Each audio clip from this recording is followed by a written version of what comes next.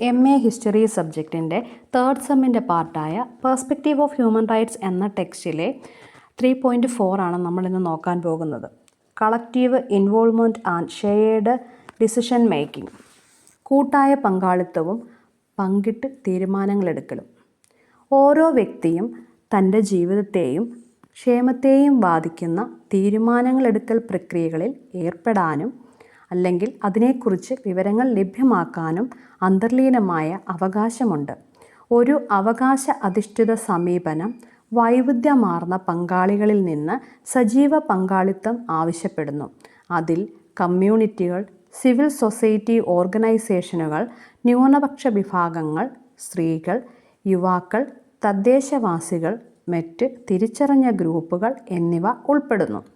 ഈ ഉൾക്കൊള്ളുന്ന പങ്കാളിത്തം എല്ലാ വ്യക്തികളുടെയും ശബ്ദങ്ങളും കാഴ്ചപ്പാടുകളും കേൾക്കുകയും വിലമതിക്കുകയും ചെയ്യുന്നുണ്ടെന്ന് ഉറപ്പാക്കുന്നു.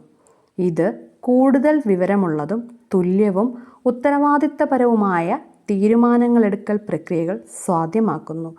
അത് ആത്യന്തികമായി എല്ലാവരുടെയും ക്ഷേമം പ്രോത്സാഹിപ്പിക്കുന്നു. Dual responsibilities, individual enlightenments and collective duties. ഇരട്ട ഉത്തരവാദിത്തങ്ങൾ, വ്യക്തിഗത അവകാശങ്ങളും കൂട്ടായ്മ കടമകളും. മനുഷ്യാവകാശങ്ങൾ അവകാശങ്ങളുടെയും ഉത്തരവാദിത്തങ്ങളുടെയും ഒരു ഇരട്ട ആശയത്തെ ഉൾക്കൊള്ളുന്നു. അവിടെ സംസ്ഥാനങ്ങളും വ്യക്തികളും പൂരകമായ പങ്കുകൾ പങ്കിടുന്നു. അന്താരാഷ്ട്ര നിയമപ്രകാരം സ്ഥാനങ്ങൾക്ക് മനുഷ്യാവകാശങ്ങളെ മാനിക്കാനും സംരക്ഷിക്കുവാനും നിറവേറ്റുവാനും ത്രിതല കടമയുണ്ട്.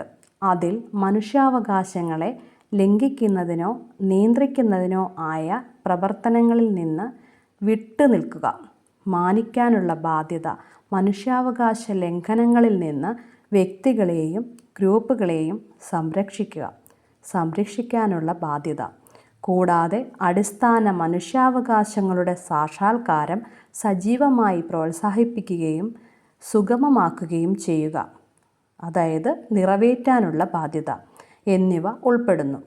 അതോടൊപ്പം മറ്റുള്ളവരുടെ മനുഷ്യാവകാശങ്ങളെ മാനിക്കുവാനുള്ള പരസ്പര ഉത്തരവാദിത്തം വ്യക്തികൾക്കുണ്ട്. നമ്മുടെ സ്വന്തം അവകാശങ്ങൾ മാനിക്കുവാനും ചുറ്റുമുള്ളവരുടെ അവകാശങ്ങളുമായി അഭേദ്യമായി ബന്ധപ്പെട്ടിരിക്കുന്നു എന്ന് തിരിച്ചറിയുക. ഈ പരസ്പര കടമകൾ തിരിച്ചറിയുകയും സ്വീകരിക്കുകയും ചെയ്യുന്നതിലൂടെ നമുക്ക് കൂട്ടായി മനുഷ്യാവകാശങ്ങളുടെ അന്തസ്സിൻ്റെയും ഒരു സംസ്കാരം വളർത്തിയെടുക്കുവാൻ കഴിയും. Thank you.